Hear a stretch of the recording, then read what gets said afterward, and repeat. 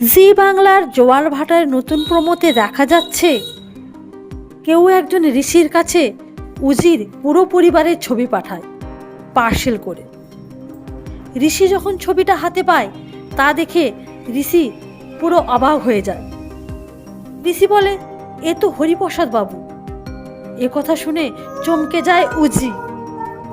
কিন্তু ছবিতে নিশা আর উজির ছবি পুরোপুরি নষ্ট করা থাকে, তাদের চেহারা তেমন দেখা যায় না। এদিকে ভয় পেয়ে যায় উজি আর মনে মনে ভাবে, আর কে জানে আমাদের আসল পরিচয়, আর কে বা পাঠালো এই পার্সেল। এবার কি তাহলে ঋষির সামনে চলে আসবে নিশা আর উজির আসল পরিচয়? জানতে হলে দেখতে থাকুন জোয়ার ভাটা।